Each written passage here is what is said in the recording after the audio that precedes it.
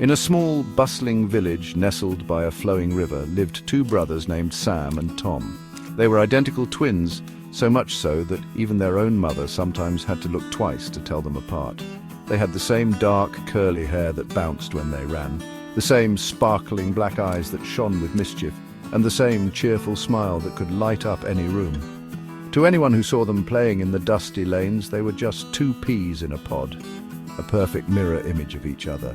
But oh, if you looked closer, if you spent just a little time with them, you would see that beneath their matching faces were two very, very different hearts beating inside them. Sam was a boy full of kindness, a gentle soul whose heart was as big as the banyan tree in the village square. He was always ready to share his last piece of jalebi with a friend who had none. If he saw a little bird that had fallen from its nest, he would carefully pick it up, his small hands cupping it gently, and try his best to put it back safely. The village elders would often smile and say, "That's Sam, he has a heart of gold." He found joy not in having things for himself, but in the happiness he could bring to others, a truly generous and loving boy. Tom, on the other hand, was a completely different story. While he had the same charming face as his brother, his heart was filled with a constant, gnawing greed. He always wanted more of everything. If there were 2 mangoes, he wanted both. If there was a new toy, he had to have it, and he would never, ever share it with anyone. He would count his marbles every single day, hiding them away where no one, especially not Sam, could find them. His pockets were always bulging with things he had collected, but his heart always felt empty, always wanting more and more. Their parents, a kind and hard-working couple, loved both their sons dearly, but were often worried about Tom's selfish nature. They would watch as Sam gave away his sweets to the other children, his face beaming with joy, while Tom would be sitting in a corner, jealously guarding his own little pile. They tried to teach him the joy of sharing, telling him stories about how happiness multiplies when you give it away. But Tom would simply pout and turn his face away, not understanding that true wealth was not in what you kept for yourself, but in the love and kindness you spread in the world.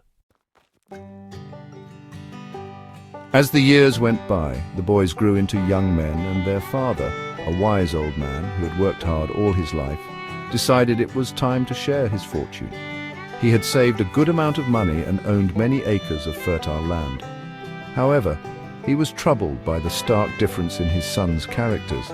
He knew that giving his wealth away without a thought would not be fair, and it might even make Tom's greed worse. He wanted to teach them a valuable lesson, a lesson that would last them a lifetime. So, he thought and thought, stroking his long white beard, until a clever idea sparked in his mind. One morning he called Sam and Tom to the courtyard.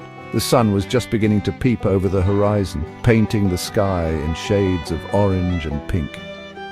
"My sons," he began, his voice calm and steady, "I am an old man now, and it is time for you to have what I have earned. But you will not get it so easily. You must prove that you are worthy of it." Sam and Tom listened intently, their eyes fixed on their father. Tom's heart started beating faster with excitement, already imagining all the riches he would soon possess.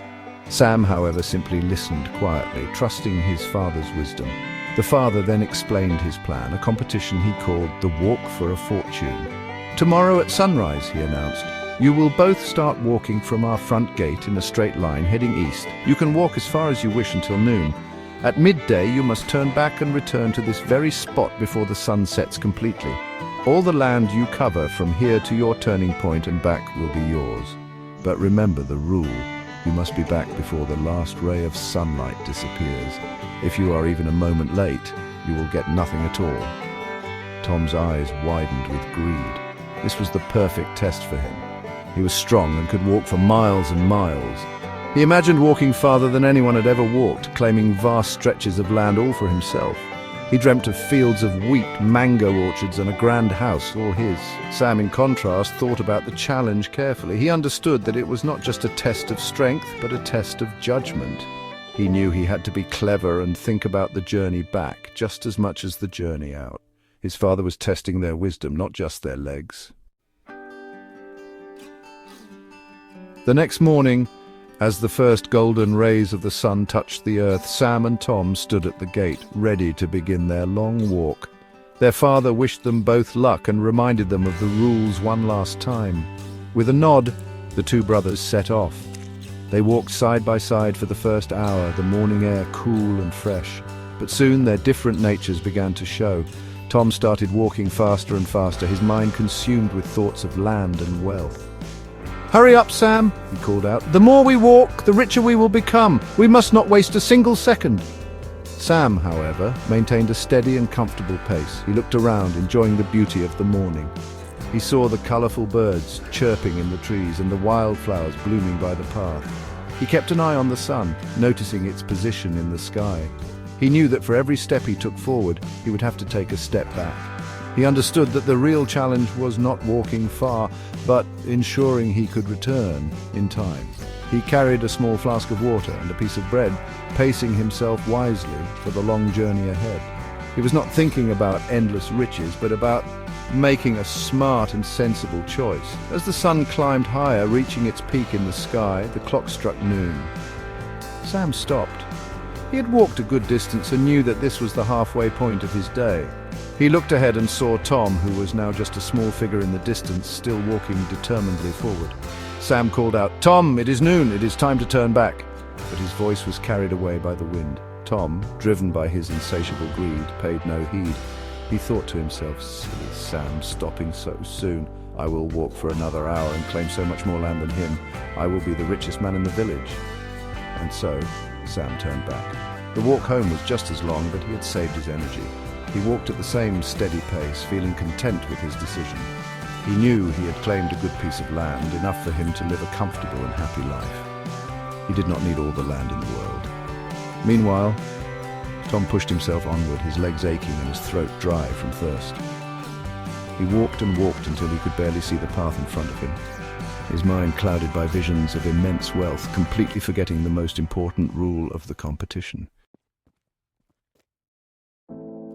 Finally, when his body could take no more, Tom decided to turn back.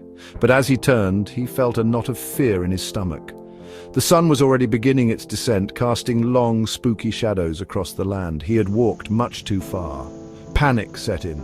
He started to run, but his legs were tired and heavy from the long outward journey. He had not saved any energy for the return trip. Every step was a struggle, and he kept looking at the setting sun, which seemed to be sinking faster and faster. The vast lands he had walked over now seemed to mock him. Back at the house, Sam arrived well before sunset. He was tired, but he was smiling. He sat with his father in the courtyard, and they watched the sky turn from a brilliant orange to a deep purple. Their father put a proud arm around Sam's shoulders. "You have done well, my son," he said. "You understood that having enough is a great fortune in itself. You were wise." Sam had secured a sizable piece of land, more than enough to build a home and a farm, and he felt a deep sense of peace and satisfaction in his heart. Just as the very last sliver of the sun disappeared below the horizon, Tom stumbled through the gate, collapsing on the ground, completely exhausted. He was just a few seconds too late. He had lost. He lay there panting, with nothing to show for his efforts but sore feet and a heart full of regret.